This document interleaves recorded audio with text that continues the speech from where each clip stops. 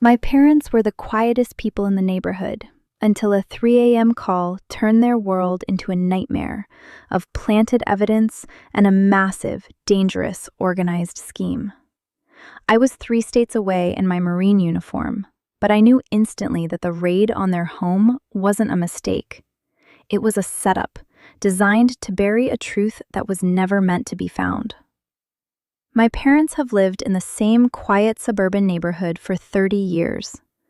They are the kind of people who bake cookies for the mailman and spend their weekends tending to a vegetable garden that's the envy of the street. My father, a retired history teacher, and my mother, a former head nurse, are the bedrock of our family. They aren't the type to cause trouble, let alone steal so much as a candy bar. That's why, when my phone rang at 3 a.m., the last thing I expected was to hear my mother's voice, trembling and thick with unshed tears, explaining that patrol cars were swarming their driveway. I was 3 states away, sitting in the barracks of my base, the weight of my Marine uniform still feeling like a second skin. "David," she whispered, the line crackling with static. "They're saying we took it.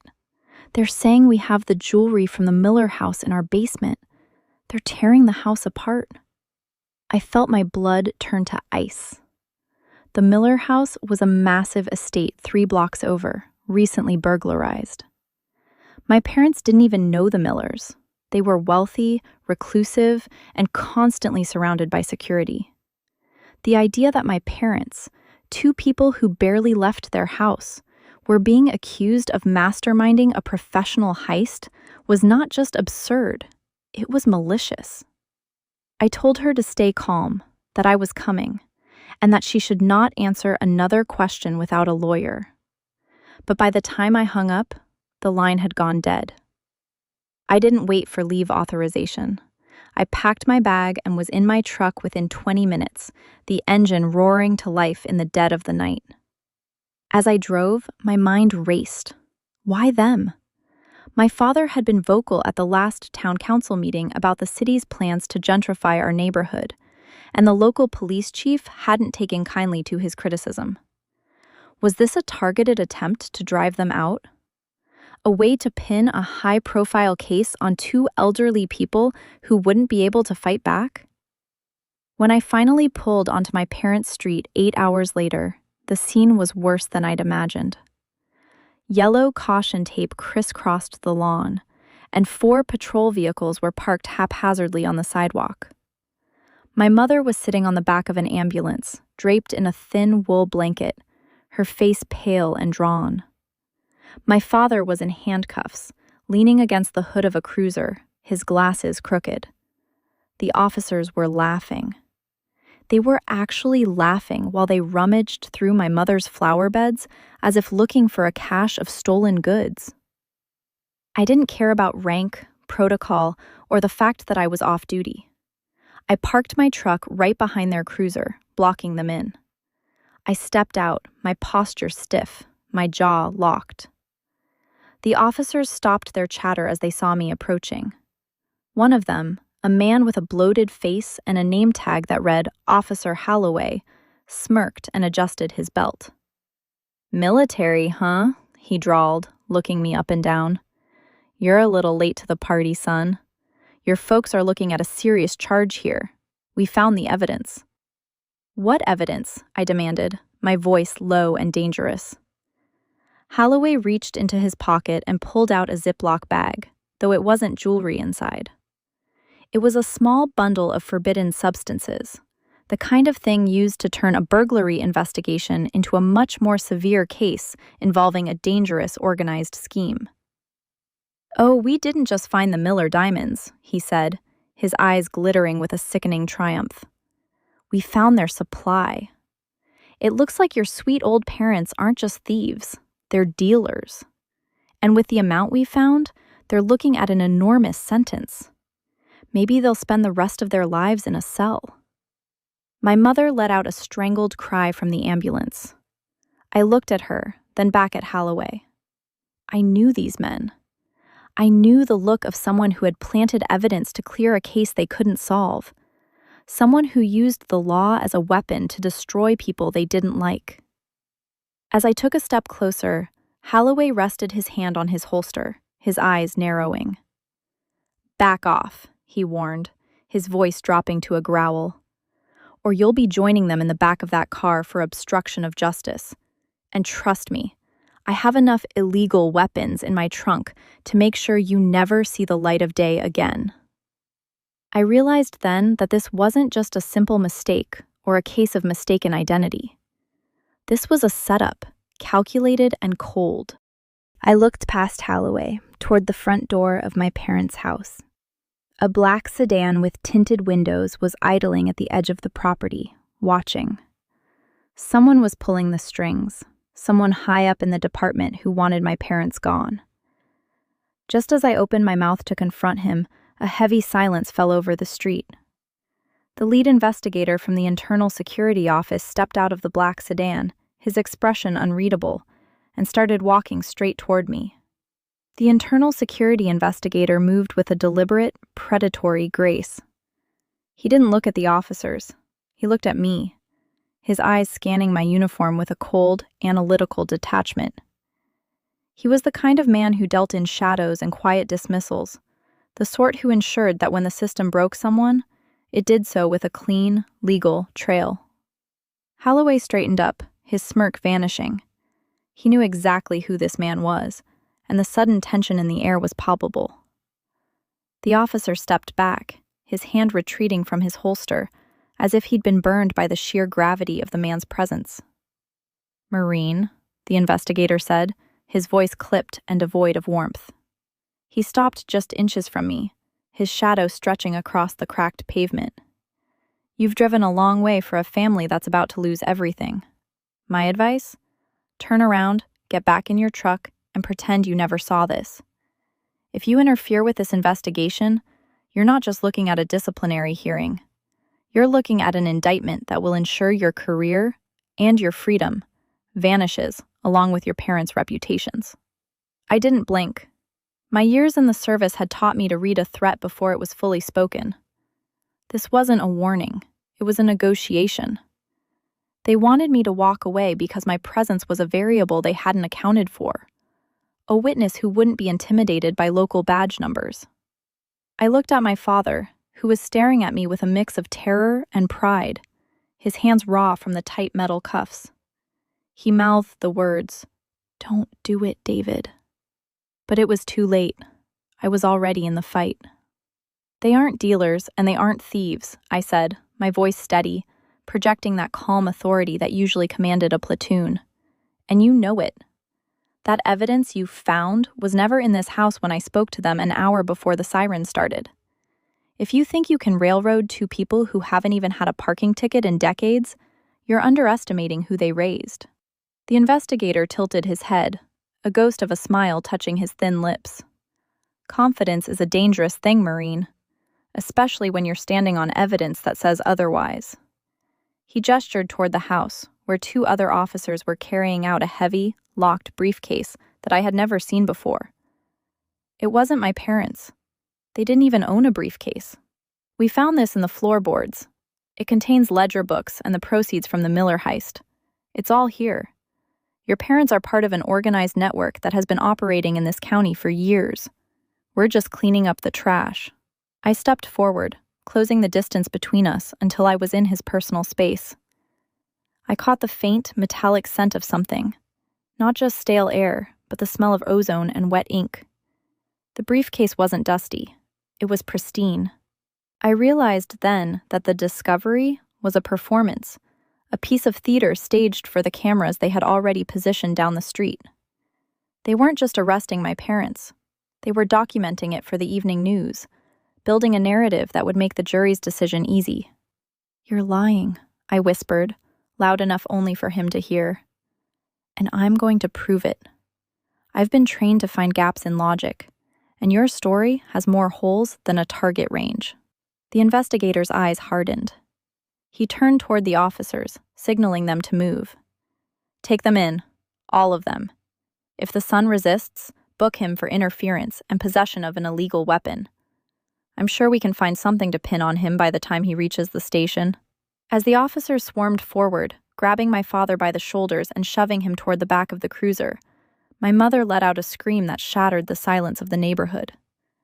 I felt my pulse spiking, every instinct screaming for me to intervene physically. But I knew that was exactly what they wanted. They wanted a video of a Marine assaulting a police officer to justify the harshest measures. I held my ground, my hands balled into fists, watching as they slammed the door on my father. But just as they turned to come for me, a high-pitched, rhythmic thrumming sound echoed from the sky. It wasn't a police helicopter. It was something faster, lower, and definitely not local. A drone, small and professional grade, descended from the clouds, hovering directly over the scene. The investigator looked up, his brow furrowing in confusion. The red light on the drone blinked. It was recording everything. Then, my phone buzzed in my pocket. A text message from a burner number I'd set up for emergencies, containing a single video file showing Holloway pulling the forbidden substances out of his own coat pocket and planting them in my mother's flower bed just minutes before I arrived. I looked back at the investigator, and for the first time I saw a flicker of genuine fear in his eyes. He realized then that he wasn't the one running the show.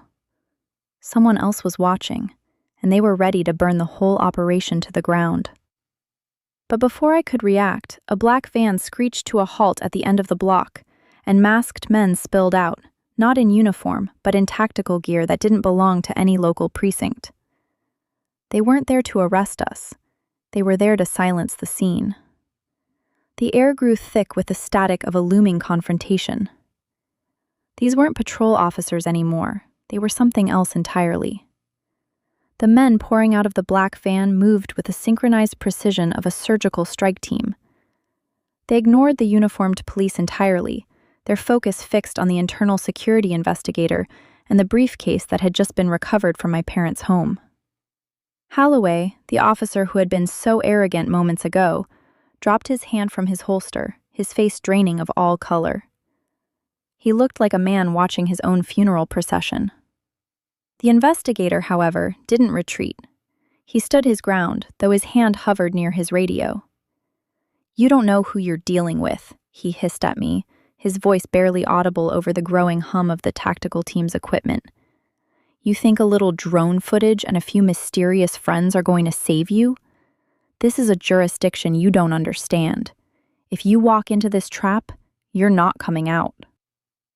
I didn't answer him. I didn't have to. The lead operative from the van, a woman with cold, silver-gray eyes, marched past us, ignoring the cops as if they were nothing more than lawn furniture. She walked straight to the investigator, pulled a badge from her jacket, and held it up. It wasn't a local agency badge. It was a federal seal, stamped with a code that made the investigator's eyes widen in genuine, unadulterated shock. "Step away from the suspects," she commanded, her voice like grinding steel. "Internal security is no longer in charge here.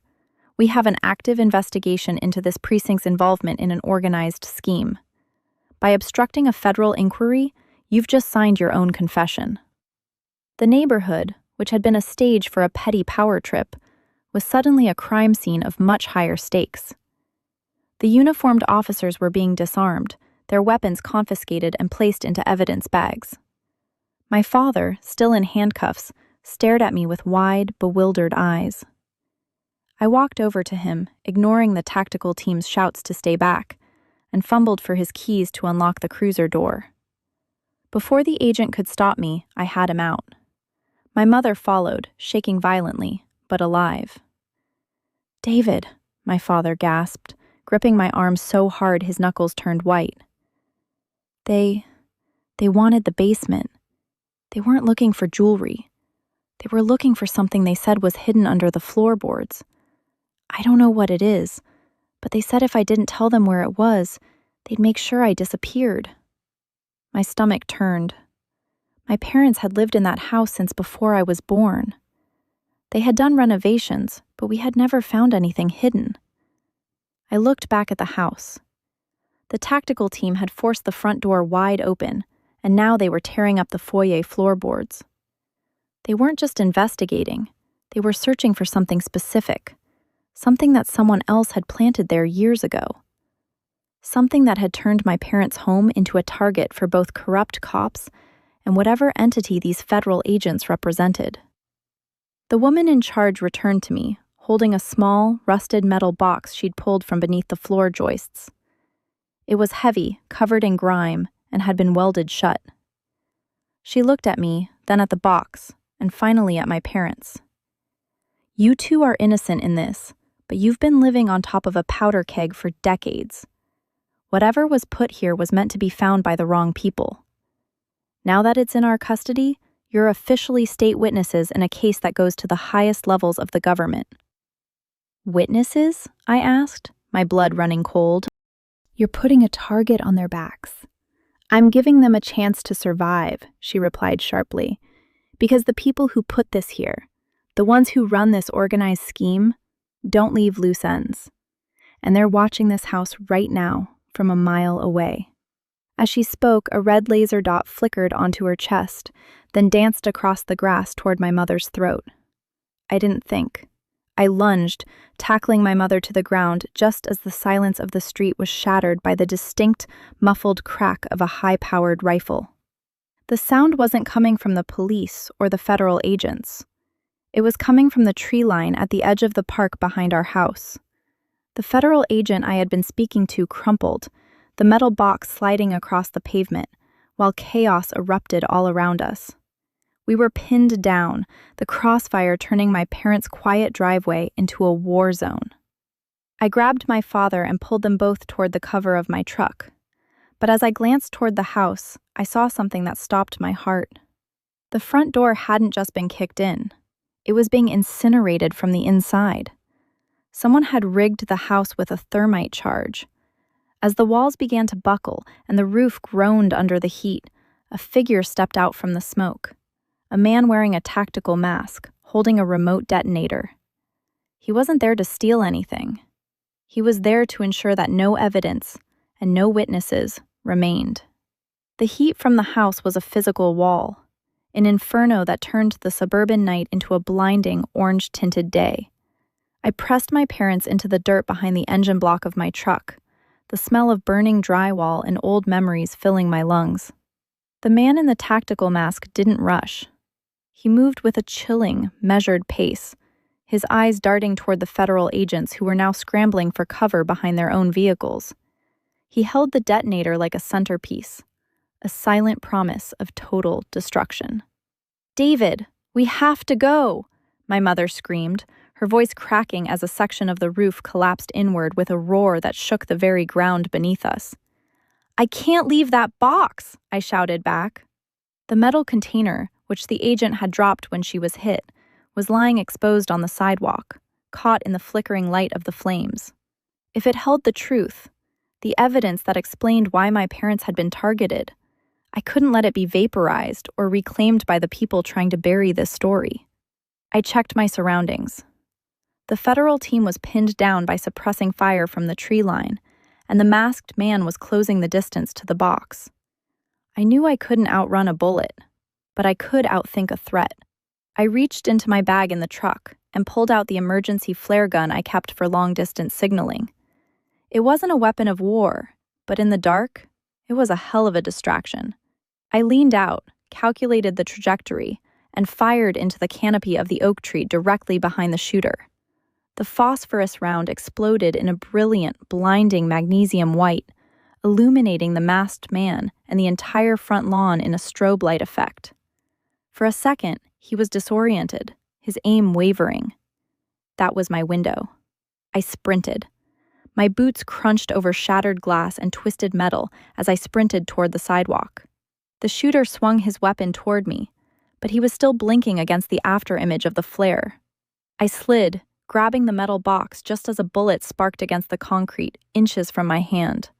I curled around the box, using the weight of it as a shield, and rolled back toward the safety of the perimeter. "Get the car ready!" I roared at my father, who was already scrambling into the driver's seat. I shoved the box onto the floorboards and dived into the passenger side, just as the masked man triggered a second, more powerful charge.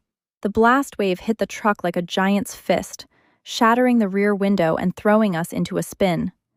My father fought the steering wheel, his knuckles white, as we skidded across the manicured lawn of our neighbor's house, narrowly missing a lamppost.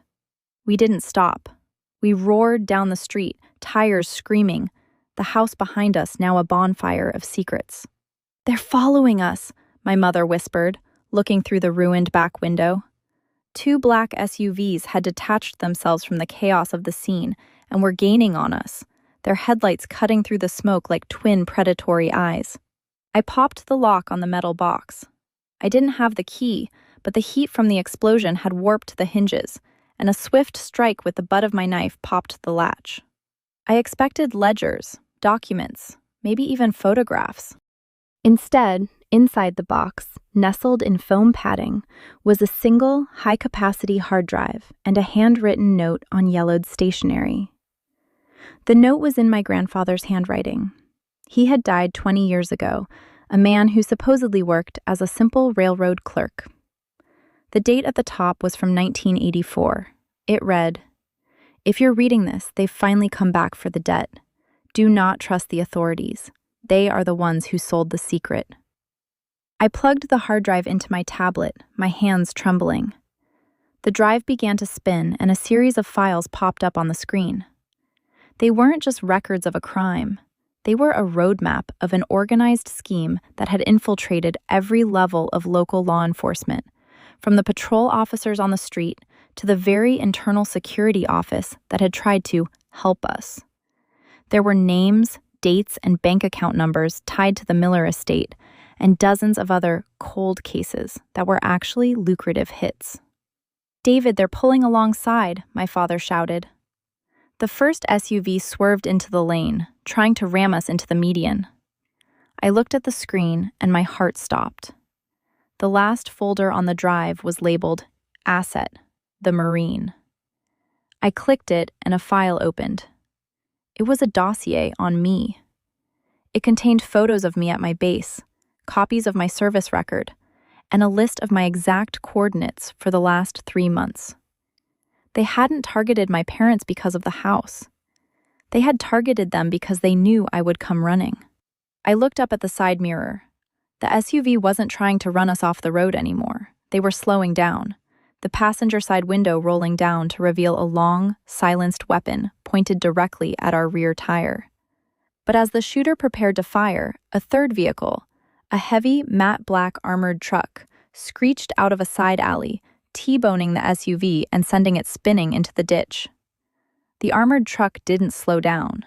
It stayed on our bumper, its loudspeaker crackling to life. "This is a priority extraction," a voice boomed, completely unrecognizable. "Stop the vehicle, or we will be forced to engage." I looked at my parents, then at the tablet, then at the black truck behind us. We were being chased by the ones who wanted us dead, and saved by the ones who clearly knew too much about me. I had to make a choice. Pull over and find out who these mysterious allies were, or keep driving and hope I could outrun the shadow organization.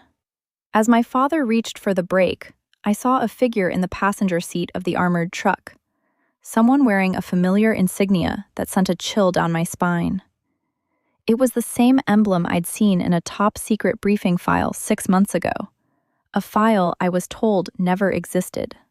I grabbed my father's wrist, stopping his hand inches from the brake pedal.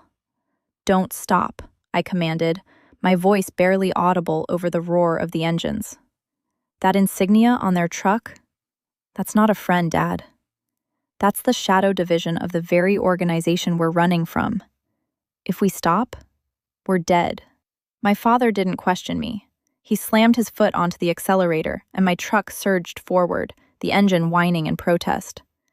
The armored vehicle behind us didn't fire.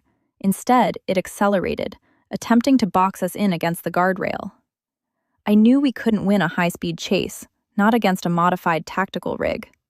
I reached into the glove box, pulled out the emergency flare gun, and fired it, not at the vehicle, but into the thick, overhanging branches of a massive willow tree lining the narrow bridge ahead. The heavy boughs snapped, crashing down into the roadway and forcing the armored truck to swerve violently, losing control and slamming sideways into the concrete barrier. We didn't look back. We drove for hours, crossing the state line, fueled by adrenaline and the terrifying reality laid out on that hard drive. When we finally reached a remote rest stop in the middle of nowhere, I pulled out my laptop and initiated a secure connection. I didn't go to the local authorities, and I didn't go to the internal security office. I bypassed the entire local network, pinging the only contact I had left from a classified counterintelligence operation I'd assisted on years prior. It was a digital dead man's switch, a broadcast signal that would automatically push every file on that hard drive to 3 national news outlets and the Federal Oversight Committee the moment I entered a specific passcode. As the progress bar crept toward 100%, my phone buzzed. It was a call from a blocked number. I answered, keeping the speaker on so my parents could hear. "You've opened a door you can never close, Marine," a voice said, cold, mechanical, and utterly devoid of human warmth. It was the investigator from the scene, but his tone was no longer that of a mid-level bureaucrat. It was the tone of someone who knew the game was up. "You think that data will save you? It will only mark you as a permanent loose end. We own the channels you're trying to leak to. You're broadcasting into a void." I smiled, a grim, humorless expression. "You might own the local channels, but you don't own the satellite uplink I'm using. And you're right, I am a loose end. But I'm one that's been trained to hunt." I pressed send. The notification flashed. Upload complete. Across the country, the servers of the corrupt network began to buckle under the weight of the leaked data. Within minutes, the screens of the local precinct and the internal security office would be flooded with the truth about their organized scheme, the planted evidence, and the hit ordered on their own citizens. I heard a muffled curse on the other end of the line, followed by the sound of a phone being smashed, and then total silence. The fallout was immediate and catastrophic for them. By the time the sun rose, the news was broadcasting the identity of every officer involved in the corruption. The federal agents who had been searching our home were revealed to be part of an unauthorized tactical unit acting on behalf of the very people they were supposed to be investigating. Holloway and his cohorts were arrested before they could reach the border. The house, my family's home, was a total loss, but the truth was finally out. It took weeks of testimony and protection details, but the Marine's parents' story became the catalyst for a massive house cleaning of the department. We were moved to a secure location while the legal battles raged, but for the first time in 30 years, my parents could walk outside without looking over their shoulders. I sat with my father on the porch of our new, undisclosed home, the morning air crisp and quiet. He handed me a cup of coffee, his hands finally steady. "You did more than just save us, David," he said quietly. "You took back the power they thought they had over everyone." I looked at my uniform hanging on the back of the door. The military life had changed, but it had prepared me for this exact moment. I hadn't just protected my parents. I had dismantled a machine that had been eating at our community for decades. We were no longer victims of a system gone rogue. We were the ones who had finally, decisively, broken the cycle. The threats eventually stopped. The whispers faded into history. And for the first time since that 3 a.m. phone call, we were simply a family again. Safe, together, and finally, truly free.